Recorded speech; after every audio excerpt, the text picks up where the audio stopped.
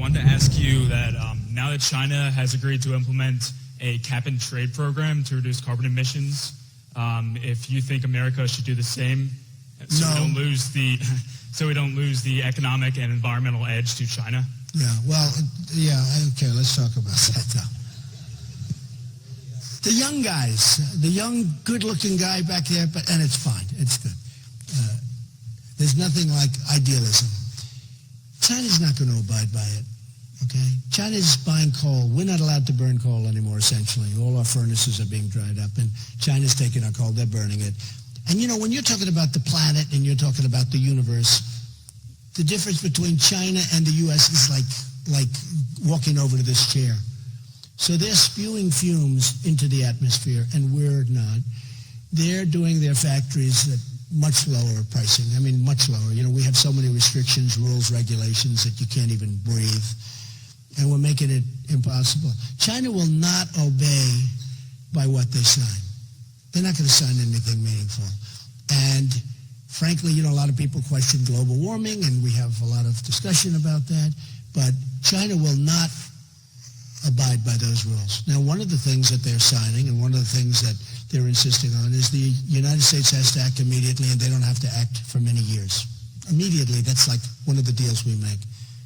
That's like one of the deals we make. They don't have to do it now. They can do it in many years. We have to do it immediately. That's like Japan. You know, if Japan gets attacked, we have to immediately come to its defense. We have no choice. We have to come to its defense. But if we get attacked, Japan does not have to do anything for us. These are the deals we have, folks. I mean, it's crazy. What? What was that? These people, stand up. Stand up. What did you say? Go ahead.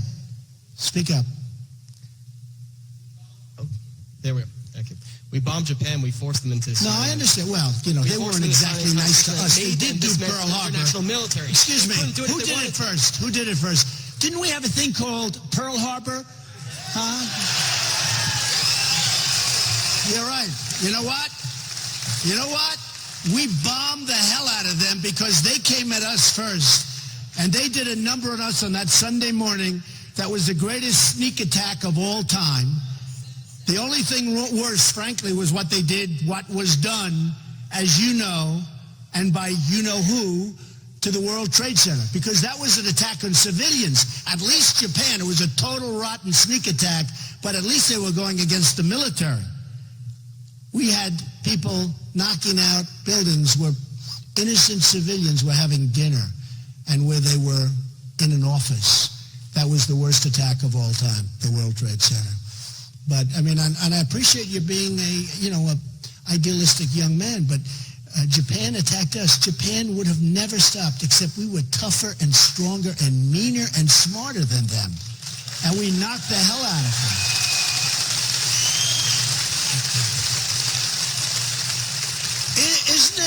Isn't it amazing how, I mean, young guy, good guy, but isn't it amazing how quickly people forget, though? Isn't it really? There's a case of it. Look what we did to Japan.